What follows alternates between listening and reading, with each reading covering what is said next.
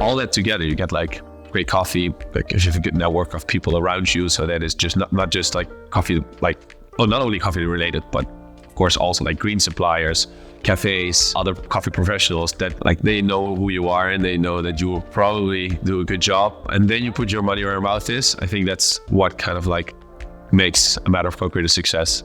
Yes, so my name is Clarijs, based in Rotterdam in the Netherlands.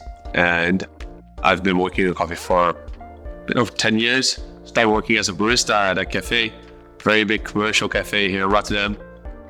And then basically worked my way up to working at a small roastery as first as assistant roaster, then head roaster, very small roastery. And then after a couple of years doing that, I also started my own coffee brand, which I still own. Started a bit over 7 years ago. Well, I think it's almost 8 years ago, yeah. And then I did a lot of competitions. So I competed in Coffee Masters a couple of times, came in second place in 2018 and won in 2019. I've done a lot of national competitions as well. And then a bit over 2 years ago, I started my own roastery called A Matter of Concrete here in Rotterdam. Yeah, that's basically what I do. I had my first IKAWA for probably 5 or 6 years, I think. So I had my IKAWA before I had my own production roaster, because I was working at different roasteries before I started my own roastery. So I was doing slot roasting at different roasteries. And I had my first IKAWA to roast samples, but also to prepare for my first competitions, because I had some like smaller lots and some smaller test lots that I had to try. Yeah, so that's when I started working with IKAWA. I like how fast it is. It takes up like a couple of minutes to set up. It automatically saves your profile. It's super convenient. So whenever I want to try one single coffee real quick, I don't really have time because I'm doing a lot of production or packing orders, whatever, and appointments. I can just turn it on, wait for it to blink. It's because it's hot. Put in my green coffee and then leave it. And then when I get back in, like come back in, even if it's after like 5 minutes when my roast's already done, or if it's after half an hour, I don't have to think about it anymore, which is very convenient. So it gives a lot of rest. It's very easy. And yeah, that's really nice. So we get a lot of samples in. I try to not get in, as we can see, like this is from like the last maybe 2 weeks or so. We roast and cup everything. And what I like to do is do every single cupping blind. Sometimes it's a bit harder. I mean, of course, you can't really compare a classic Brazil to Vietnamese to, whatever, like a natural aerobic geisha. It's like two totally different things. So try to, but still like putting all of the Colombian coffees side by side blindly. Same with all coffees from Ecuador. Same for all from, let's say, Brazil. And then because I don't know what the coffee is, I don't know how it's processed, I don't know how, like what variety it is, try to even shuffle them on the table before I do a cupping or ask someone else to do it. For me, it's very simple because it's just, I'll pick the coffee that I like most. I had a conversation with a guy from Tallinn last week. He was visiting the roastery and he actually asked me the same question. And he was very surprised with my answer because he is like, so you just decide which coffee you like most and that's the one you buy. It's like, yes. So then don't you like think about your customers or like what do they want or what the size of the lot is or that kind of stuff? Or, do you have a specific, expectation of what you want in the catalog next? And it's like, I really don't. It's for me, it's very, it's very personal. So whatever coffee I like most on the cupping table is the one that I'm going to buy.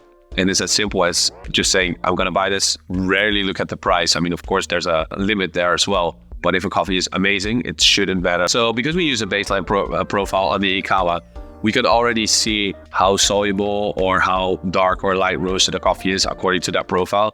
And then we apply this same technique at the roaster. So we have a baseline profile that we start with, and then according to that profile, we change parameters. Having a baseline profile on the IKAWA that almost like 100%, 99% resembles the same kind of outcome in the lowering roaster. That means that we can use that as a baseline and we can start working from there. So we would cup it and we would find out like, okay, this needs a little bit more development time. It could be a little bit longer, it could be a little bit shorter.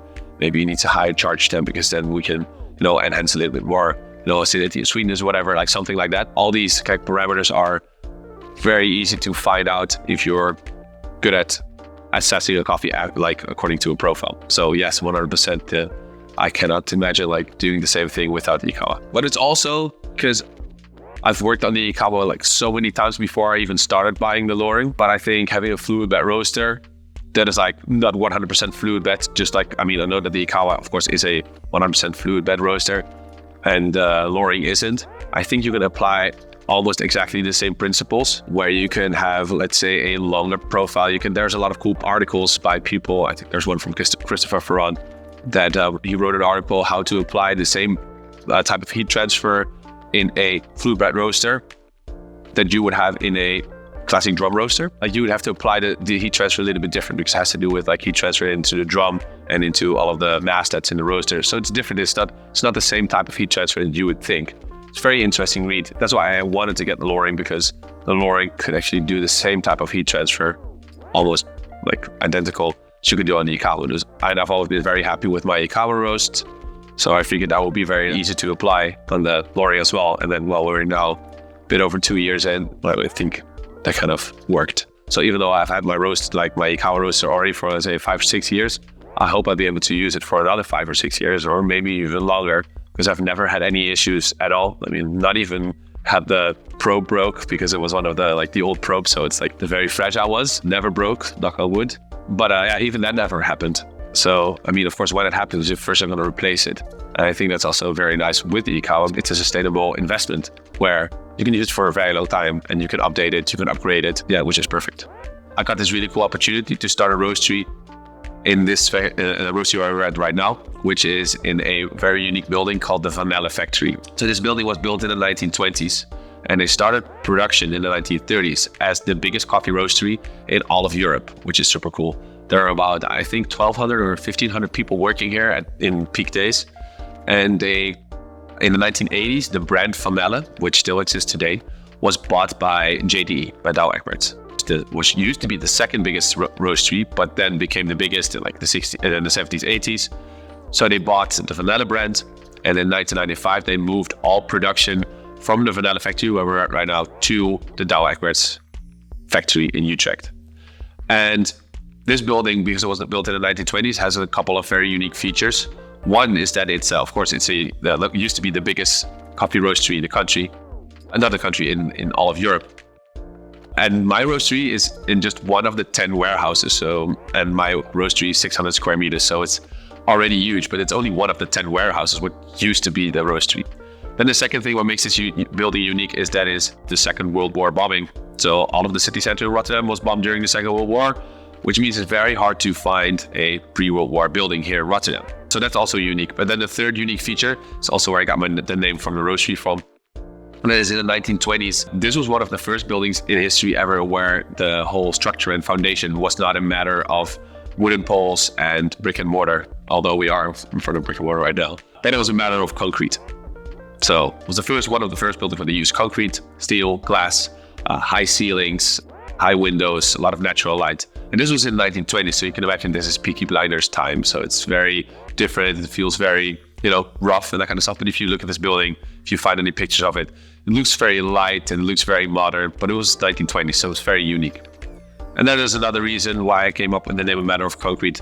And it's also play on words, because it just depends on the way you put the emphasis in the sentence, basically.